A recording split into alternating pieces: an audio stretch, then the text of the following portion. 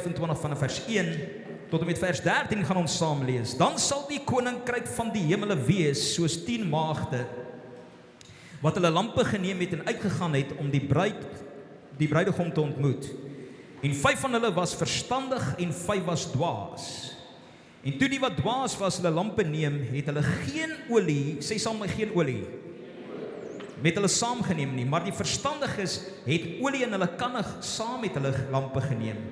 En terwyl die bruidegom talm om te kom, het hulle almal vaak geword en aan die slaap geraak. En middernag was daar 'n geroep, daar kom die bruidegom, en hulle gaan hom tegemoet. Toe staan al daar die maagde op en maak hulle lampe gereed. En die wat dwaas was, sê vir die verstandiges, gee vir ons van julle olie, want ons lampe gaan uit. Maar die verstandiges antwoord en sê, miskien sal daar nie genoeg wees vir ons en vir julle nie, maar gaan liewer na die verkopers en koop vir julle self. Sê die vriend langs jou, koop vir jou olie. As iemand langs jou het, dan moet jy vir jou voor jou sê, koop vir jou olie. Daar sê. Vers 10, en onderwyl hulle dan gaan om te koop, het die bruidegom gekom, en die wat gereed was, het saam met hom ingegaan na die bruilof, en die deur is gesluit. Later kom toe die ander maagde ook en sê, meneer, maak vir ons oop. Maar hy antwoord en sê, voorwaar, ek sê vir julle, ek ken julle nie, waak dan, omdat julle die dag en die uur nie weet, waarop die seun van die mens sal kom nie. Wat vir my baie verbasend was, en ongeag die gerugte en ongeag die profeseë, en ek gaan nie vanmôre in daardie tegniese goed in staan nie, ons gaan nie vanmôre ook daarom te sê, wie's reg en wie's verkeerd, wie's vals en wie's waar nie, dis nie belangrik nie. Ongeag of daar wel hierdie tyding was, en ek wil vanmôre weer eens dit sê, daardie wekroep daar was, dat ons moet gereed maak, want die koms van die Here is naby, het dit vir my gelyk, asof die mense hulle nie steur daaraan nie. Ek het sondagoggend nadat ek aan Anel hier so by die kerk weg is, stop ek ons hier by die Spar, en wat my tref is die mens wat leef, asof Jesus nooit gaan terugkom nie. Daar's nie 'n erns in die saak van die harte van mense, om seker te maak, en ek wil weer eens vandag vir jou sê, dit gaan nie oor 'n dag en uur nie, want as die Here vandag vir my en jou besluit het, my uur het aangebreek, of jou uur aangebreek, dan het die wederkoms vir jou plaasgevind. En jy moet gereed wees. So dit gaan nie oor die dag en die uur nie, die vraag is, leef ons as mens nog, met daardie erns en afwagting op die koms van Jesus Christus? Sien kerk, wat ek weer vir jou sê, al was dit nie die wegraping nie, wees verseker, verlede week, it's a wake-up call. Die wekker het afgegaan. Die wekker het afgegaan. En ek wil jy moet verstaan vanmôre, dalk het jy na Woensdag van na Donderdag gesê, okay nee, let's get back to normal. Daar kan nie weer vir die kerk 'n normaal wees, soos voor hierdie wekker wat afgegaan het, en vir my jou te sê, wees gewaarsku, die koms van die Here is voor die deur nie. Daar kan nie meer wees vir my en jou 'n normaal om terug te gaan en te leef en te funksioneer soos ons funksioneer het nie, want die Here het baie uitdruklik vir my en jou gesê, ons is in die laaste hoofstuk.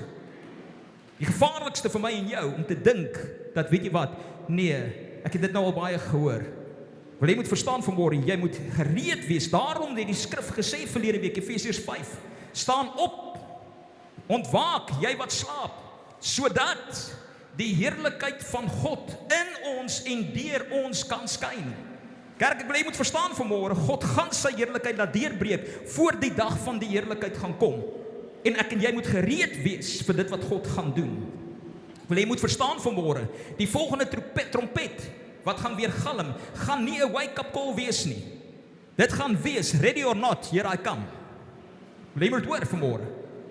En nee, ek koppel nie 'n dag en datum nie, so asseblief, moet my nie kruisig en sê, maar nou het so gesê nie. Ek wil jy moet verstaan vanmôre, die Here self het vir my en jou kom openbaar, ons is in die laaste seisoen. Ons is in die laaste hoofstuk, and therefore we need the anointing for this season. Ek en jy moet gereed wees vir dit wat die Here gaan doen. Ek wonder as ons vanmôre die toets sou doen, as ek vir jou sou sê, of jy sou weet, dat die koms van die Here gaan volgende week in Sondag 10:00 wees, die 5de Oktober 10:00 die oggend, hoe gaan jy leef vir die res van hierdie week? Miskien moet ek jou die vraag vra, As jy so geweet het wat die uur sal wees, wanneer die koms van die Here gaan plaasvind, wat sal jy anders doen?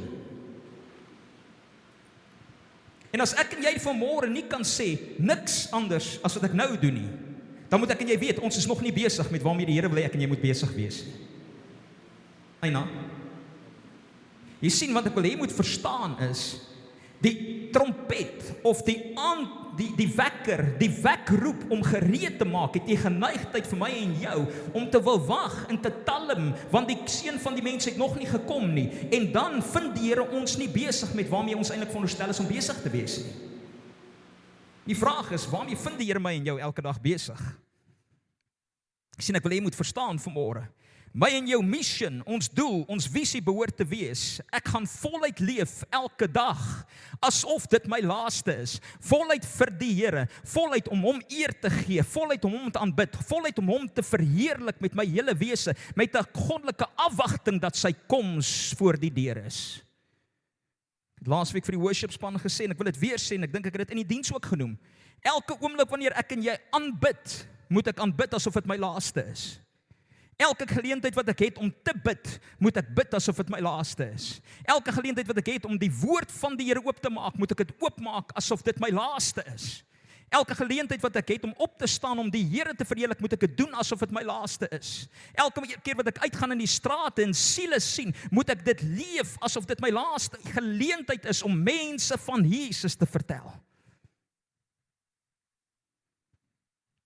Dis die vraag kom by ons op. Goed, die wederkoms het nie plaasgevind nie. Waarmee moet ons dan besig wees? Waarmee gaan die kerk homself besig hou in hierdie laaste hoofstuk? En ek wil jou terugvat, juis na die skrifgedeelte wat ons oor die afgelope 2 weke by stil gestaan het, Matteus 24. En ek wil jy moet verstaan wat hier gebeur, en wat vir my kosbaar is, terwyl ek voorberei, het die Here vir my iets gewys, daar's 'n kronologie in gebeurtenisse tussen Matteus 24 en Matteus 25, wat eintlik verband het met mekaar. Jy moet dit verstaan vanmôre. Jy sien in Matteus 24 gebeur daar iets, Jesus beweeg uit saam met die disippels, en hulle wys vir hom die grootheid van Herodes se tempel. En dan kom hy dan sê, sekerlik sal hier nie een steen op die ander gelaat word, voordat die seun van die mens gaan kom nie. Maar dit sal totaal vernietig word. En hy praat van die einde van Herodes se koninkryk, maar ook van die fisiese destruction van die tempel. Dan sê die skrif, het hulle op die Olyfberg gegaan, en hulle het vir hom hierdie vraag gevra, Here, meester, sê dan vir ons, wat is die tekens van die tye? Wat is dit waarna toe ons moet oplet, wanneer die einde van die wêreld, die volëindiging van die wêreld sal plaasvind? Wat is die tekens van die wederkoms? En dan antwoord Jesus hulle self in Matteus 24, hy sê, julle sal hoor van oorlog, gerugte van oorlog. Die een nasie sal teen die ander opstaan, hongersnode, pestsiektes, aardbewings, verdrukking, mense sal gehaat word terwille van my naam, baie sal die ander tot struikel bring, mense sal mekaar verraai, mekaar haat, daar sal valse profete opstaan, die liefde van die mens sal verkoel. Mense, is dit wat ek en jy sien elke dag? Kan jy sien, hoekom ek vir jou sê, ons is verseker in die laaste seisoen? Jesus self het dit gesê. Ek hoef nie 'n dag en 'n datum te bepaal nie. Weet dit dat ons is in die laaste hoofstuk, die laaste pylvlak, maar dan kom die waarskuwing in vers 42. Waak dan. Wat beteken dit? Dit beteken to be awake, to be alert. Waak dan omdat julle nie weet watter uur julle Here sal kom nie. En dan skuif Jesus die fokus weg van die tekens af, en ek wil jy moet verstaan wat hier gebeur. Dis iets nogal great om dit raak te sien. Dan skuif hy die fokus weg van die tekens en die tye na uiteindelik die toestand van die kerk en die toestand van die kind van die Here wanneer die wederkoms gaan plaasvind. Let op wat gebeur. En hy gebruik 3 gelykenisse hier om juist dit te verduidelik. Ek wil jy moet verstaan, dis nie sommer random dat hierdie gelykenisse in daardie orde geplaas is in Matteus 25 of 24 en 25 nie. Dit is progressief wat die Here in 'n rigting stap, sodat die kerk kan verstaan wat is sy hartklop. Nommer 1 is die eerste gelykenis wat hy verduidelik dan juis in Matteus 24 vers 45 tot 51 van die 2 diensknegte. Dit verwys juist dan na die getroue dienskneg, wie hy aangestel het met 'n mission, en die mission is siele. Ons het dit laasweek gehoor. Is jy by? Gaan hy die preek herhaal nie, so asseblief van kyk, hy is op YouTube gelaai. As jy nie weet waaroor dit gaan nie. Ons the mission, julle. Ons het 'n opdrag van die Here gekry, ons het 'n creational purpose, en dis om siele vir die koninkryk te wen. Dan kom hy die waarskuwing, wat hy sê, welgeluksalig is die diensknegt wie sy Heer hom so besig sal vind. Weet wat? Besig sal vind in dienswerk waarvoor die Here hom geroep het. Jy moet nou eintlik so maak en sê, praat met my. Want die Here het my en jou geroep vir daardie dienswerk.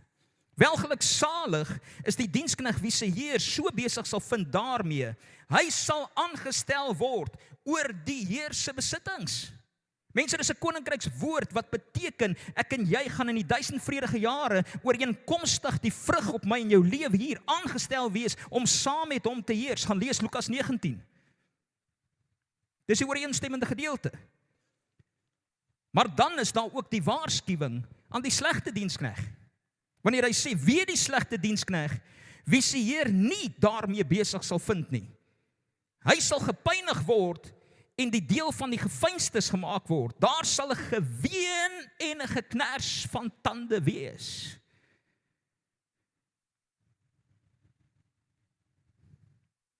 Mense, ek wil jy moet verstaan vanmôre. Dit is nie net genoeg om op jou eie sielsaligheid te fokus nie. Ek gaan nou vir jou skrif daarvoor gee. God het my en jou gered en geroep om aktief in die koninkryk van God siele te wen. En hy gaan my en jou accountable hou daarvoor. Dis wat die woord sê. So die vraag is, waarmee moet ek en jy besig wees terwyl Jesus vertoef om te kom? Nommer 1, getrouheid in diensbaarheid. Nommer 2, om heilig te leef.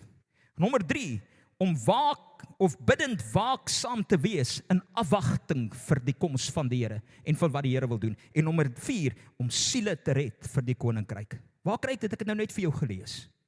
4 aksies waarmee ek en jy ons besig moet hou.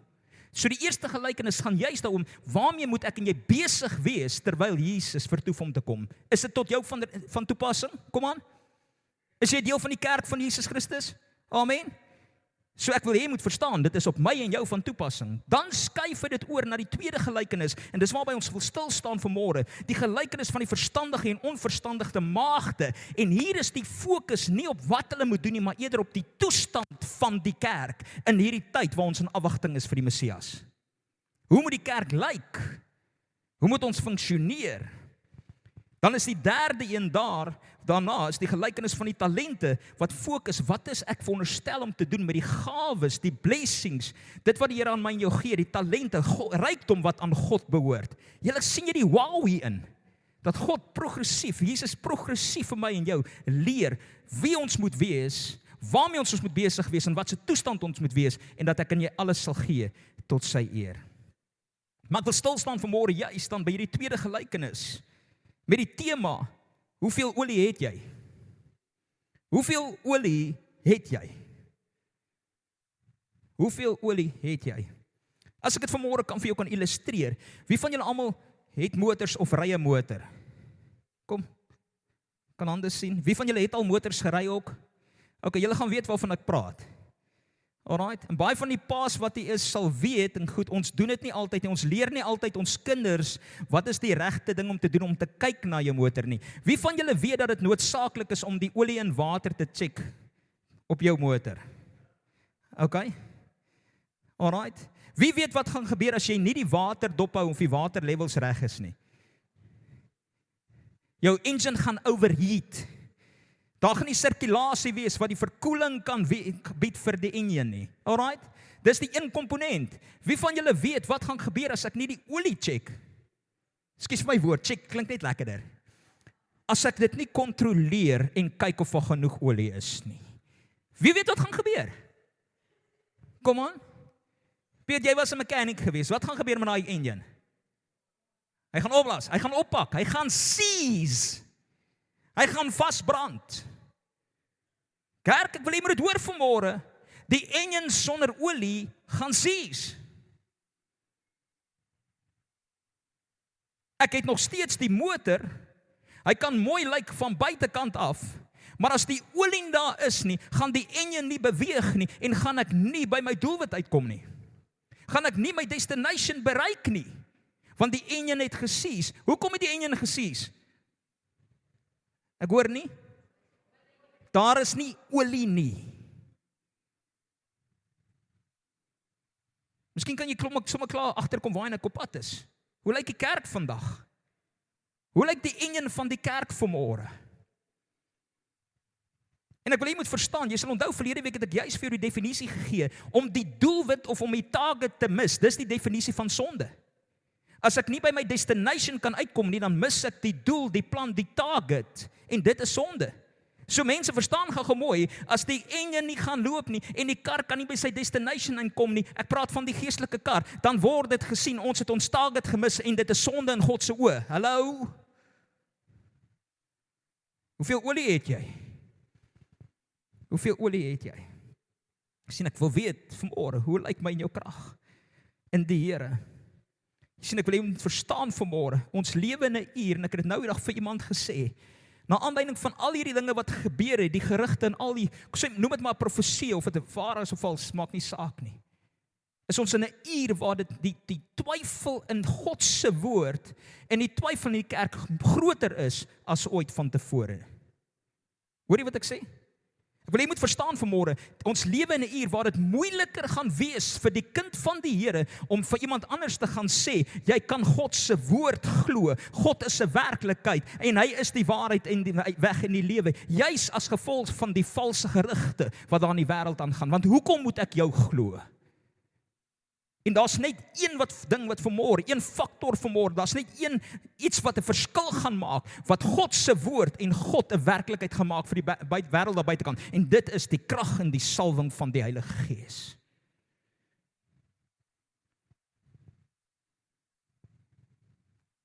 Dit gaan nie gaan oor die mooi woorde nie. Dit gaan daaroor, hoeveel olie het ek in my lamp? Ons het 'n koortjie gesing vroeër jare. Jy ken hom baie goed. Give me oil in my lamp. Keep me burning.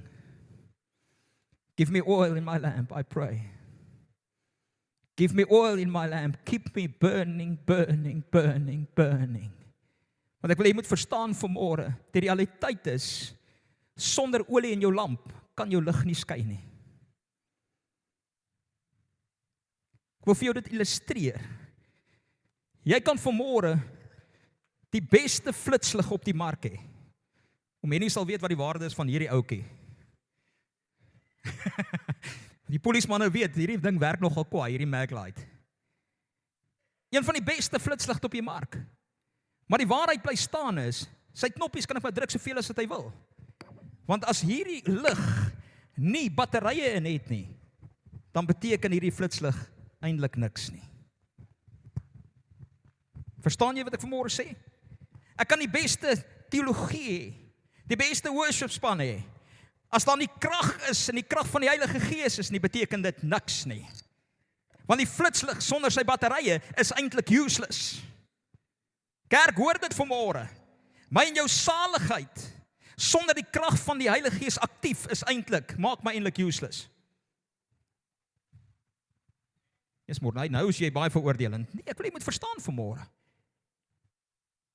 Want dit is net die krag en die salwing van God se Gees wat my en jou die ability gaan gee om te skyn vir sy heerlikheid. Ek en jy het verlede week gehoor, dit is wat my en jou purpose is. Ons is geroep daarvoor. Ek wil jy moet verstaan vanmôre, it's not enough just to have the talk or the walk. You need to have the power of the Holy Spirit. Kan ek jou vat na 2 Petrus, die 3de hoofstuk asseblief. 2 Petrus, die 3de hoofstuk. Petrus skryf van die gelowiges, en hy begin hierdie tweede sendbrief, en hy sê hierdie is 'n algemene brief wat ek aan julle skryf, maar ek wil julle moet verstaan, kom lees saam met my vanaf vers 1, hy sê, dit is reeds die tweede brief, geliefdes, wat ek aan julle skrywe, in albei wil ek deur herinnering julle suiwer gesindheid opwek. Kyk gou mooi wat skryf Petrus hier. Hy sê, ek wil jou fokus, wil ek skuif, dat jy op die regte dinge gaan fokus.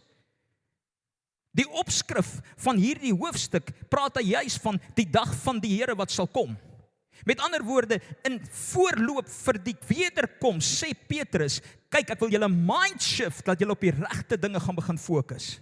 Dat julle attitude, julle ingesteldheid reg gaan wees, vir dit wat dit moet wees. Vers 2, sodat julle die woorde kan onthou, wat deur die heilige profete tevore gespreek is, en die gebod van ons apostels van die Here en Verlosser. Dit moet julle veral weet, dat daar aan die einde van die dae spotters sal wees, wat volgens hulle eie begeerlikhede wandel. Mense gaan spot met my en jou. Mense gaan spot met jou geloof. Mense gaan dit in twyfel trek. En ek wil weer vandag vir jou sê, die enigste ding wat ek en jy het, om in weerstand van daardie spottery op te staan en te sê, waaragtig, Jesus is 'n werklikheid, is wanneer ek en jy dit gaan doen onder die salwing van die Heilige Gees. Hoekom? Die Bybel sê, dis die Gees van God wat oortuig van sonde, geregtigheid en oordeel. Kerk, ons kort olie. Ons kort olie. Vers 4 sê, hulle sê, waar is die belofte van die wederkoms? Want vandat die vaders ontslaap het, bly alles soos wat dit was van die begin af, van die skepping af. Vers 7, ek gaan 'n paar skiep. Hy sê, maar die teenswoordige hemel en die aarde is deur dieselfde woord as 'n skat weggelê en word vir die vuur bewaar teen die dag van die oordeel en die verderf van die geloofdes. Maar laat hierdie een ding julle nie ontgaan nie, geliefdes, dat een dag by die Here soos 1000 jaar is en 1000 jaar soos een dag. Die Here vertraag nie die belofte, soos sommige dit vertraag ag nie, maar hy is lankmoedig oor. Met wie praat hy? Hallo, dankie om Andrei. Hy is lankmoedig oor ons. Hy praat met die kerk, hy praat met die gelowiges. So hy sê, terwyl hy dan talm of vertoef om te kom, moet julle verstaan, daar is 'n toestand waarin die kerk is, waarin ek en jy is, wat maak dat ons nog nie gereed is vir die wederkoms nie. Dis wat hy sê. Ek gaan nou vir jou lees hoekom dit so is. Want ons fokus is nie waar dit moet wees nie. Ek wil weer vers 9 vir jou lees. Die Here vertraag nie die belofte, soos sommige dit vertraging ag nie, maar hy is lankmoedig oor ons en wil nie hê dat sommige moet vergaan nie, maar dat almal tot bekering moet kom. Maar die dag van die Here sal kom, vers 10, soos 'n dief in die nag, waarin die hemel met gedruis sal verbygaan en die elemente sal brand en vergaan en die aarde en die werke wat daarop is sal verbrand. Let op vers 11. Hoor wat sê hy? Terwyl al hierdie dinge dan vergaan, hoe danig moet julle wees? Die kerk. In watter toestand moet ek en jy wees? Waarmee moet ek en jy besig wees? Hoor wat sê hy? In heilig wandel en in godsvrug. Sê vir een langs jou, heiligmaking alleen is nie genoeg nie.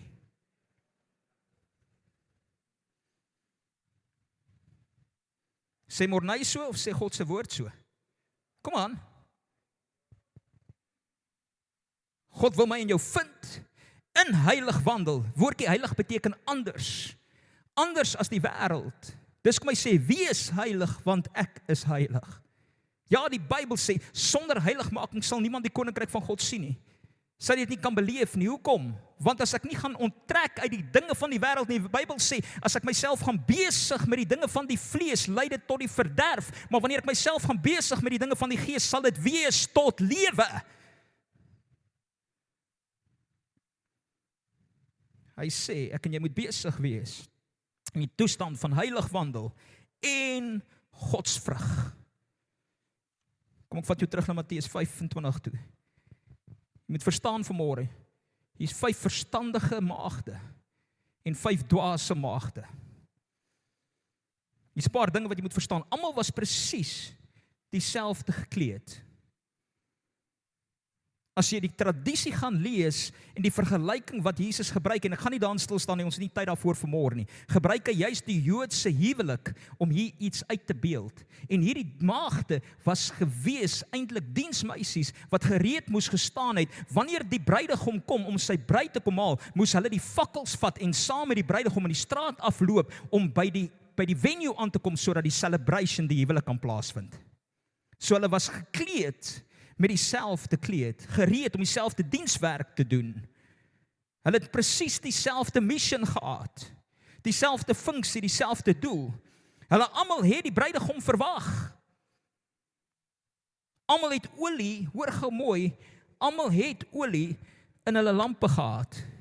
Nou ek het nie 'n lampie vanmôre nie, maar ek wil vir jou dit illustreer. Jy kan sien daar, dis die verskil. Hulle het olie in hulle lampe gehad, almal. Dit was nie die probleem nie. Die probleem was nie of daar olie was nie. Die enigste verskil was hoeveel olie hulle in 'n lamp gehad het. En as ek vanmôre hierdie bottel sou oopmaak en ek hom bietjie gaan tilt, gaan jy sien, hy is vol. Dit loop uit. Die verskil is nie of daar olie was of nie olie was nie. Die verskil was, hoeveel olie het jy? Dis die verskil vanmôre. Jy sien, ek wil jy moet verstaan vanmôre. Olie in die woord word gewoonlik geassosieer of as 'n tipe van die Heilige Gees. Die salwing van die Here. Kerk, wil jy moet verstaan vanmôre. Ons lewe in 'n era waar mense onbeweeglik is. Staan vastig in hulle eie siening, hulle eie tradisies. Laas week vir jou skrif gekwoteer, mense wat die gedaante van die godsaligheid het, maar die krag ontbreek. Weet jy hoe skokkend was dit vir my in hierdie week? Juis Woensdag. Nee, dit was Dinsdag aand. Juis net voor hierdie aankondiging van hierdie uur wat sou aanbreek, loop ek 2 mense raak, 'n volwasse vrou en 'n jong man, tienerseun, 18 jaar oud. En ek dog toe wag, ek wil by hulle hoor. Ek sê vir hulle, wat dink julle nou van die wegraping? Weet jy wat is hulle reaksie? Waarvan praat jy? En dit skok my. Mense, dit gaan nie daaroor of ek in die wegraping glo, dit gaan nie in daai tegniese goed nou gaan nie. Dit gaan daaroor dat ons sit met mense wat die gedaante van die godsaligheid het. Ek is in die Christelike geloof. Maar die oomblik wanneer ons praat oor Jesus wat weer kom, het hulle nie 'n idee daarvan nie. En is hulle nie meer in afwagting vir die koms van die Here nie. Een vrou vra vir my, sy sê, ek hoor die mense praat van, maar wat beteken dit? Ek sê, kom ek maak dit vir jou baie maklik. As Jesus nou kom, is jy gereed?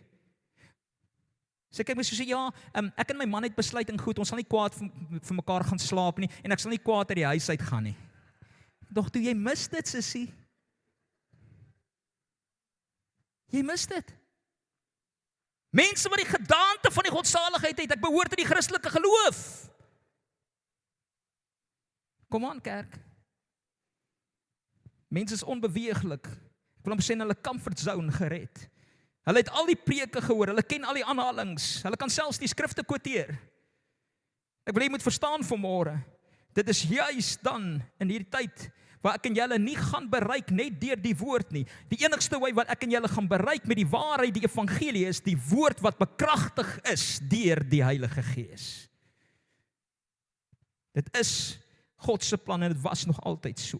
Jy sien, ek wil hê jy moet verstaan vanmôre, ons is in 'n tyd waar die salwing van die Here in die kerk gaan moet losbreek, sodat daar bande gebreek kan word, sodat daar mense kan wees wat vry kan kom van die slawerny en van die leuen. Mense, ek en jy kort 'n vars salwing van die Heilige Gees. Hoeveel olie het jy?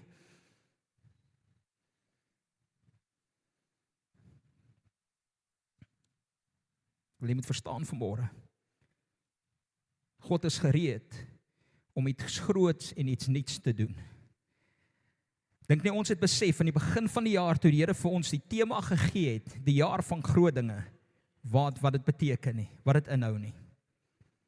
Ek het verlede week afgesluit met 'n paar skrifte wat ek nie gekwoteer het nie. Ek het vir jou gesê jy kan dit gaan lees as jy wil. Maar ek wil jy moet verstaan vanmôre, die Bybel sê voordat die dag van die Here gaan aanbreek, gaan sy heerlikheid deurbreek soos nog nooit vantevore nie. En ek wil vanmôre vir jou vra, is jy reg daarvoor? Is jy gereed daarvoor? En ek wil jy moet verstaan vanmôre, wanneer die heerlikheid van God gaan beweeg, gaan hulle wie se kanne vol olie is, daarmee saam beweeg. Maar jy wat nie jou kan vol olie het nie, gaan onkant betrap word en onkant gevang word. Waarvan praat ek? Hoor wat sê die Bybel, Joël 2 vers 23, en julle kinders van Sion, juig en wees bly in die Here julle God, want hy gee julle die leraar tot geregtigheid, en laat op julle neerdal die reën, die vroeë reëns en die laat reëns, soos voorheen. Waarvan praat hy, mense?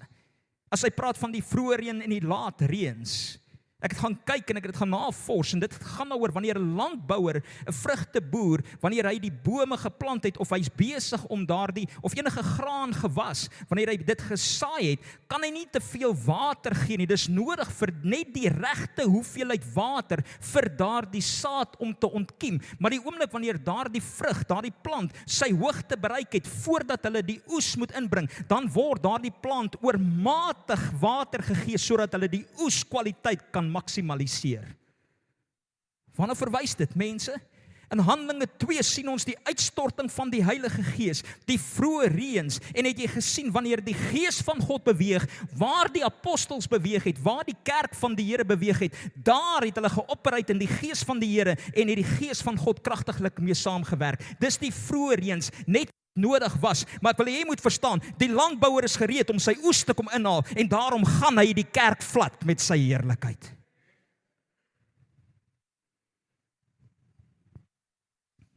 Waar kry jy dit, Morney? Jakobus 5 vers 7 sê hy, wees dan geduldig, be patient with expectation, broeders, tot op die wederkoms van die Here. Kyk, die landbouer wag op die kostelike vrug van die aarde en het geduld daarmee, totdat die vroeë en die laat reëns ontvang het. Julle moet ook geduldig wees, versterk julle harte, want die wederkoms van die Here is naby. Habakuk 2 vers 14 sê, for the earth will be filled with the knowledge of the glory of the Lord, as the sea covered the earth. Kan jy sien vanmôre, God gaan iets groots doen? Die vraag is jy gereed, kerk? Hoor gou mooi, ek wil weer vir jou sê, die maagde se werk was gewees om saam met die bruidegom uit te beweeg, totdat hy in die oppervertrek, of wanneer hy in die lokaal of die saal in moet beweeg vir die bruilof om plaas te vind. Is ek en jy as kerk gereed om saam met die Here te beweeg vir dit wat God gaan doen voordat hy kom? Hoeveel olie het jy? Jy moet verstaan vanmôre, ons oliekanne moet vol wees. Dis net die Heilige Gees, soos in die dae van ouds, wat in die dae waarin ek en jy leef, die verskil gaan maak. Reg deur die Bybel sien ek en jy dit, dat die Gees van God is dit, wat beweeg het, en die verskil gemaak het. Jy kan vanmôre dalk sê, ja, maar ek is 10 jaar terug gedoop in die Heilige Gees, spreek in tale. Ek wil vir jou vra, wat nou daarvan? Want jy sien, ek wil jy moet verstaan vanmôre, dit gaan nie daaroor, dat weet jy wat, eendag is ek aangedoen met die krag van God nie. Ek en jy is veronderstel om nie bietjie olie in die lamp te hê nie. Ek en jy is veronderstel om vol van die Heilige Gees te wees. Jy gaan net vol wees, wanneer jy by die een gaan stil sit, wat jou vol maak met sy Gees. Dis al wanneer ek en jy vol kan word van die Heilige Gees. Sien, ek wil jy moet verstaan, sonder olie begin die put rook.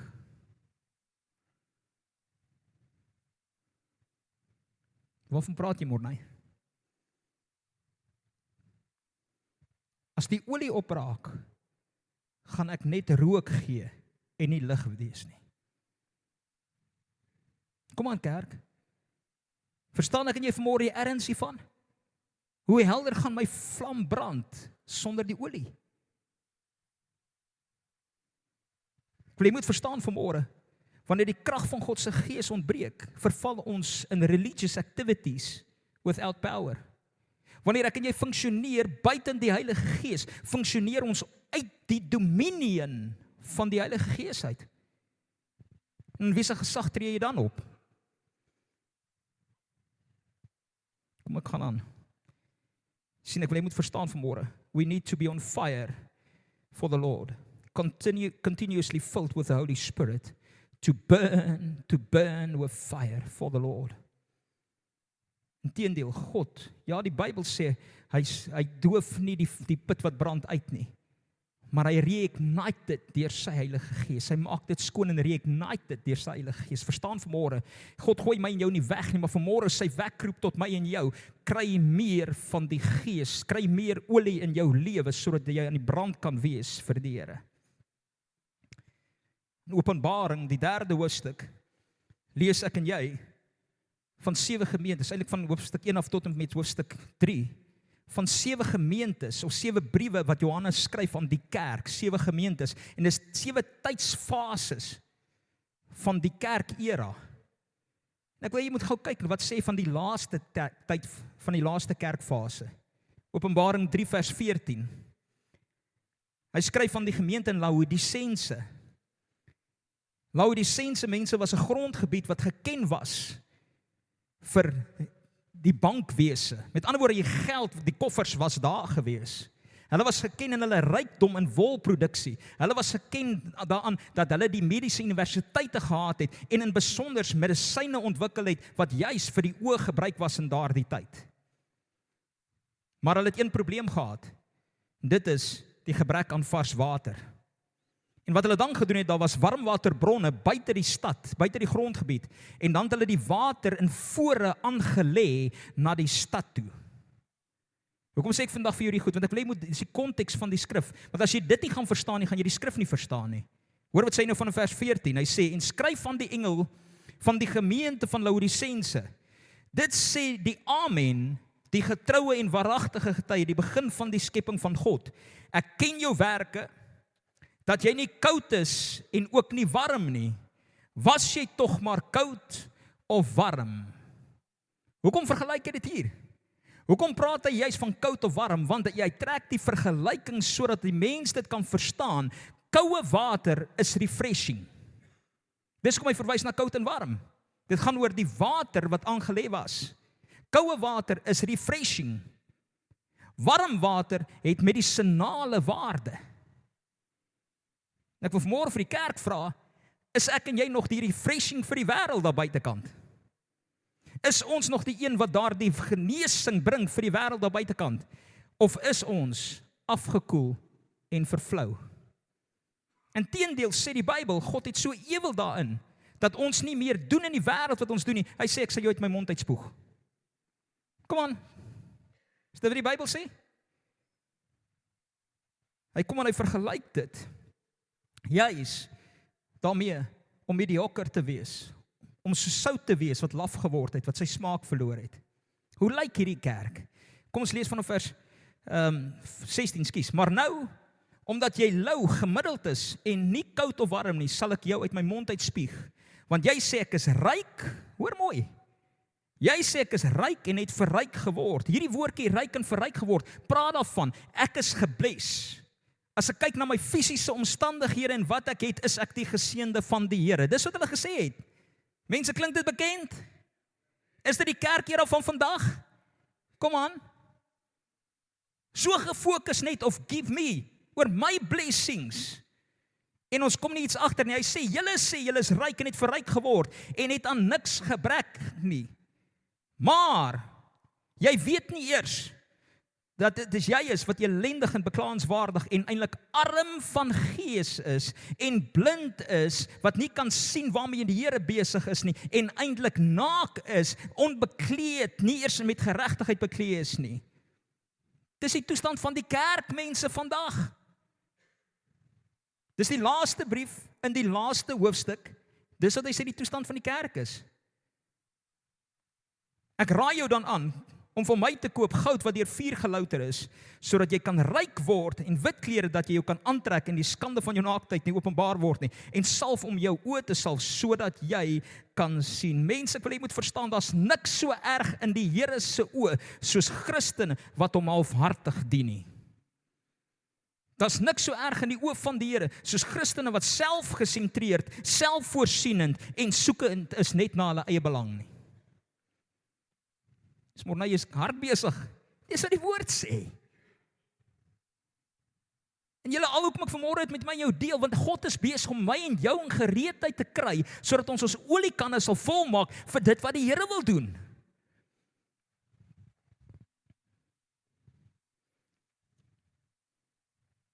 Dis die toestand van die kerk, sonder die vuur van die Heilige Gees.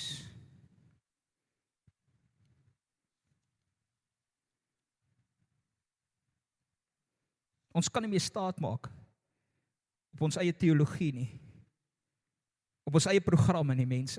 Ek het jy die salwing van die Here nodig. Die Bybel sê in Jesaja 10:27, dis die salwing, die Heilige Gees, wat die juke breek. Dis die Heilige Gees wat vry maak. En ek gaan nie vanmôre baie lank daarop stil staan. Ek wil hê jy moet verstaan, as jy gaan kyk reg deur die Bybel, van die Ou Testament af, was die Heilige Gees nog altyd aktief besig om die impak en die verskil te maak. Maar ek wil jou aandag vestig vir 'n oomblik dalk op een. Die Bybel sê, en Samuel het Saul gebring, in 1 Samuel die 9de hoofstuk, en hy het hom gesalf as koning. Het jy dit al gelees? Nogal interessant, die Bybel sê hy was 'n lang man wat kop en skouers uitgestaan het bo die ander, amper gelyk soos Henny en Anel nou. Aantreklike man, die Bybel sê hy was die mooiste gewees in die volk. En dan gebeur daar iets, die oomblik toe hy gesalf is, sê die Bybel in 1 Samuel die 10de hoofstuk, het die Gees van God vaardig geword oor Saul, sodat hy self saam met die profete begin profeteer het. Hoekom verwys ek na Saul? Want hier gebeur 'n teenstryding wat ek wil hê die kerk moet oplet. Die oomblik toe Saul buite die wil van die Here beweeg en hy verloor die salwing, hy skeep die salwing van God se Gees af, sê die woord van die Here, het die Gees van God onttrek en het hy in boosheid verval. Hoekom sê ek dit vanmôre? Kerk, hoor gou mooi. 'n tekort aan die salwing van die Heilige Gees maak ruimte vir die bose werk om in my en jou lewe in te kom. Kom aan. Ek en jy moet wakker wees en besef vanmôre, ons kort die Heilige Gees. Ons kort die Heilige Gees. Hoeveel olie het jy? Jy kan nie tevrede wees net met die bietjie olie in jou lampie nie. Jy moet gereed wees ten alle tye. Mense, ek wil jy moet verstaan vanmôre, jy kan nie wag tot die uur aanbreek wanneer die Here jou wil gaan gebruik en goed, om op iemand die hande te lê en sê, weet jy, wag net gou so bietjie, ek gaan nou eers gou bietjie afsonder en bid nie. Jy moet gereed wees vir die uur wat die Here gaan kom en deur jou wil werk. Hoor jy wat ek sê? Jy moet gereed wees vir die uur wanneer die Here jou wil gebruik om vir iemand die boodskap van hoop te kan gee. En dan kan jy nie kom en sê, wag net gou so bietjie, ek moet nou eers gaan stil raak en goed en gou eers gaan bely en goed. En mense, dit is hoekom ek en jy vroeg in die môre, laat in die aand, soos wat Jesus dit gemodelleer het, moet gaan stil raak in die presence van die Here sodat ons oliekanne kan volmaak, sodat wanneer die uur van die Here aanbreek, ek vol van die Heilige Gees sal wees om sy instrumente kan wees. Gaan koop vir julle olie. Mense, ek wil jy moet verstaan vanmôre. Ek en jy kan nie meer staat maak op die een langs jou se salwing nie. Ons kan nie meer staat maak net op een langs jou se openbaring nie. Hoor gou mooi, al skryf die Bybel sê hy het gawes gegee in die kerk wat is tot stigting. Maar almal is nie daar waar jy jouself bevind, op die straat en op die werksplek, waar God jou wil gebruik nie, en jy die salwing van God se Gees nodig. Gaan jou lampie nog aan die brand wees? Gaan hy nog vol olie wees as die meester opdag? Gaan jy gereed wees om saam met hom te stap, daar waar die Here jou wil gebruik? Interessant dat hy sê, gaan koop vir julle olie. Wil jy moet verstaan vanmôre, ja, die Heilige Gees is 'n gawe. Hoor jy wat ek sê? Met ander woorde, ek kan dit nie verdien nie. Maar die aksie om te koop beteken ek moet moeite doen om te gaan vol word by die een wat alleen die gewer is van die Heilige Gees, die alleen doper met die Heilige Gees, die enigste een wat hierdie kan volmaak, en dit is God self. Stil gaan word in sy teenwoordigheid en sê, fill me up, Lord. Fill me up, Lord. Give me oil in my lamp. Keep me burning. Gaan koop vir jou olie. Hoe vol is jy vanmôre? Hoeveel olie het jy vanmôre? Jy moet verstaan vanmôre, hy alleen is die bron van olie. Is ek en jy bereid om die tyd uit te koop in die teenwoordigheid van die Here?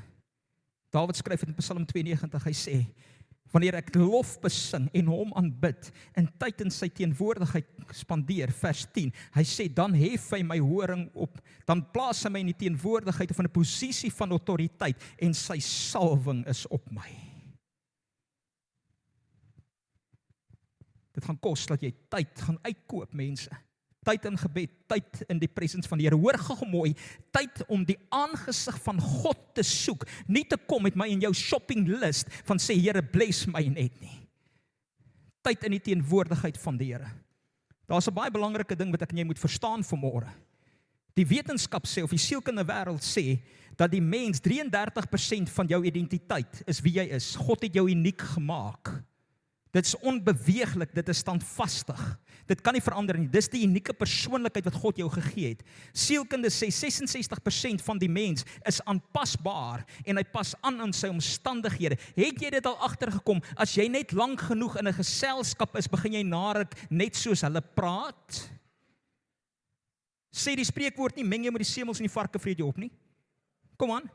En dit gaan nie net oor die sleg nie, mense. Ek wil hê jy moet verstaan vanmôre, daar's net een manier hoe ek en jy vol kan word met die Heilige Gees, en dit is tyd in die teenwoordigheid van die Here, sodat ek en jy blootgestel kan word aan hom wat die bron is van lewe, wat die ware lig is, sodat hy in en deur my en jou kan skyn. Hoor dit vanmôre. Ons lees dit. Moses kom van die berg af, in die boek van Eksodus, en sy gesig straal soveel sodat hulle sê sit 'n sluier op, besig om hom te verblind. Jy gee ons akais. En dit nie gaan oor die oil of olie wat hy gebruik het nie. Die Bybel sê was vir 40 dae op die berg in God se teenwoordigheid met een begeerte: Here, ek wil u aangesig sien. Al kos dit my wat. Waar is die kerk?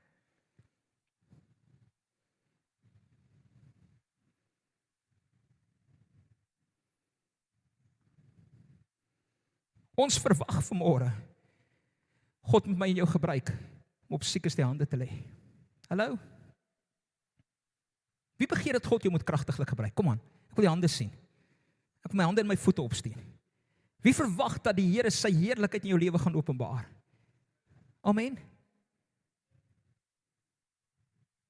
Ek het vir jou sjokker vanmôre. Die Bybel sê, as God my nie eers in die minste getrou kan vind nie, hoe kan hy my oor die meerdere aanstel? Ja, maar Morne, jy sê dan en goed, dit is 'n gawe en is die Heilige Gees wat werk, heeltemal reg. Maar hoe gaan dit geaktiveer word in my en jou lewe, as ek en jy nie tyd in die teenwoordigheid van hom, wie die geneesheer is, wie die een is wat vrymaak, gaan spandeer nie? Kom aan. Ja, maar ek woon al die dienste by. Dis nie genoeg nie. Ek woon al die bidure by. Dis nie genoeg nie. Ek werk voltyds by die kerk. Sien julle vir wie point ek? Morney, dis nie genoeg nie. Ek het tyd nodig in die presence van die Here. Ek het tyd nodig sodat hy my continuously kan volmaak, sodat olie in my lamp sal wees. Gister se invulling is nie genoeg nie, mense.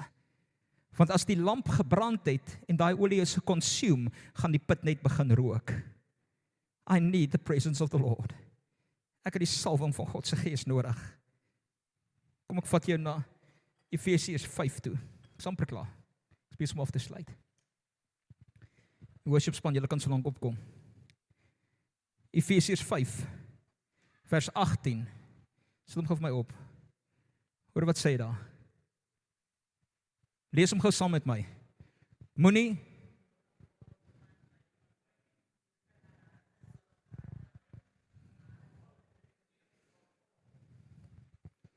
Ons ken die eerste gedeelte baie goed, né?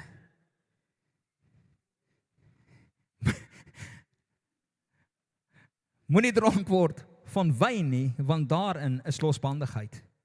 Met ander woorde, daar's 'n opdrag, daar's 'n command, en ons gebruik dit om te sê dat, weet jy wat, dit is sonde as jy dronk word. Dit lei tot losbandigheid.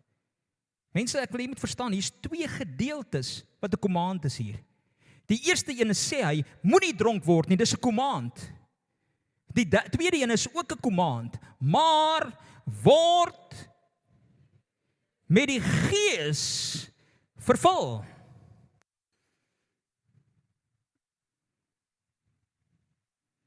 Is dit 'n keuse? Is dit 'n versoek? Of is dit 'n opdrag? Dis 'n opdrag. Hoekom? Want as my kanne nie vol olie is nie, gaan ek gevang word in 'n stadium wat die lamp gaan begin uitgebrand raak en gaan ek dit mis wanneer God my wil gebruik. Hoeveel olie het jy in jou lamp vanmôre? Sien, ek wil jy moet verstaan, solank as wat jy die kanne gaan bring, gaan God volmaak. Hoor mooi, in 2 Konings die 4de hoofstuk, en ek maak klaar. In 2 Konings die 4de hoofstuk, lees ons die verhaal van Elisa en die arm weduwee, wat kom by Elisa en sê, ek het 'n probleem. Die skuldeisers eis my kinders op. Ek het niks om te betaal nie. En hy vra vir haar die vraag, wat het jy? Vers 2 sê, toe sê Elisa vir haar, wat kan ek vir jou doen? Gee my te kenne wat jy in die huis het. En sy antwoord hom, u dienares het glad niks in die huis nie, behalwe 'n flesie met olie. 'n Flesie met olie. En hy sê, gaan leen vir jou van buite af kanne. Lee kanne van al jou bure, leen nie te min nie.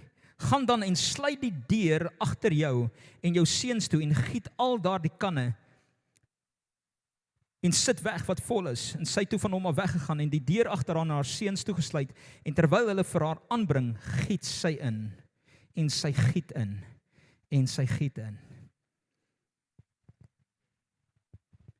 Sodra die kanne dan vol was, sê sy aan haar seun, bring vir my nog. Maar hy antwoord, daar is geen meer nie. Toe gaan die olie staan. Kerk, hoeveel kanne het jy vanmôre? Wanneer die Bybel praat van gaan leen vir jou kanne, beteken dit gaan haal tyd, gaan haal geleenthede, gaan skep geleenthede om God se aangesig te soek. In afsondering, hoekom? Matteus 6 sê dit. Hy sê, maar jy, wanneer jy bid, gaan in jou binnekamer, sluit die deur en bid tot die Vader in die verborgene is. En jou Vader wat in die verborgene is sien, sal jou in die openbaar vergelde. Wanneer jy gaan stil raak by die Here en sê, fill me up, Lord. Fill me up, Lord. Fill me up, Lord. Dis dan, wanneer hy gaan volmaak na die mate wat jy kan gaan aanbring. Hoe lyk jou olie vanmôre? Hoeveel olie het jy? Jy kan self besluit vanmôre, wat die een van hierdie 2 houers is jy. Hoe lyk jou olie vanmôre? Hoeveel olie het jy? En weet jy, dis vanmôre vir my en jou, vir elkeen wat wil, wat gaan kom en sê, Here, vul my net met u olie.